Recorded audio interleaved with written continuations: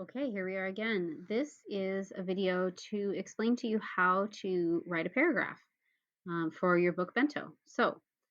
I'm going to show you two paragraphs. I'm going to focus mainly on this one up here. Uh, this is a hole punch, and we're using the Faithful Spy, which is my example. For the Faithful Spy, this one I put a hole punch in because there was always a hole in the assassination plan that Dietrich Bonhoeffer and his conspirators had. Somehow Hitler always managed to escape, even though he wasn't aware of the plots most of the time.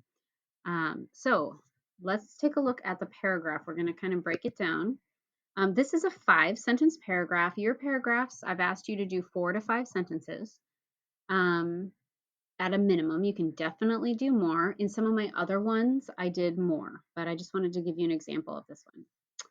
All right, so I start off by telling you what the hole punch represents. And like I said in the last video, in the characters video, you can use the structure of my sentence, my topic sentence.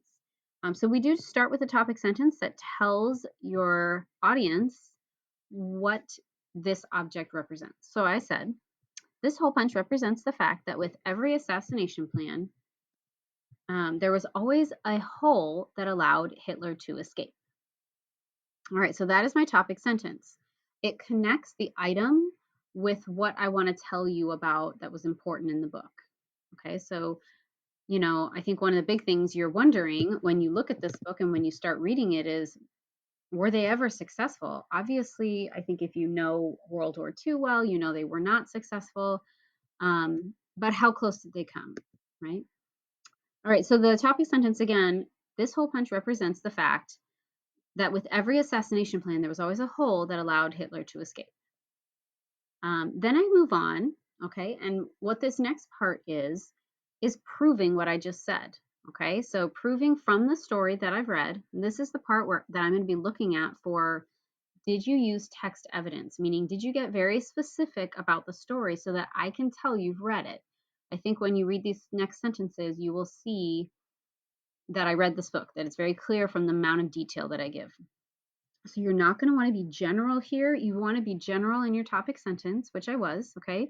There's a hole in the assassination plan every time, somehow. Okay, that's my general statement. Now I get specific. In the airplane attempt, the fuse never went off, most likely due to the cold temperatures. In the briefcase attempt, the bag was moved at the very last minute. I think here, I might even, if I were going to correct myself, I might even give more detail. Like it was moved at the very last minute by so-and-so, because I know I have that detail in the book somewhere.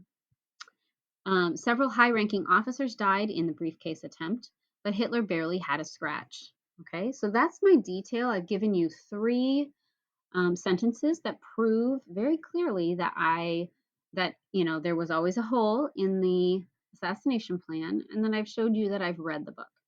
Finally, I have a concluding sentence. If you're doing a paragraph with 4 sentences, then you're going to you might want to just tack on a 5th sentence with a concluding sentence, which kind of sums it all up. So I said, somehow, with every assassination plan, I put somehow twice, whoops.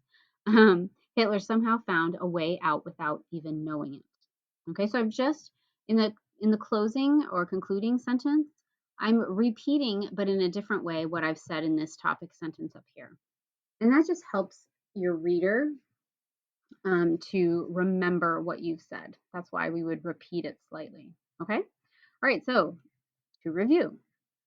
Topic sentence that connects the object with something important in the book.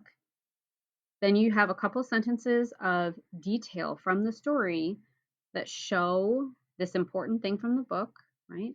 And show and demonstrate that you've read it. And then a concluding sentence. All right, I hope this was helpful. I will see you next time.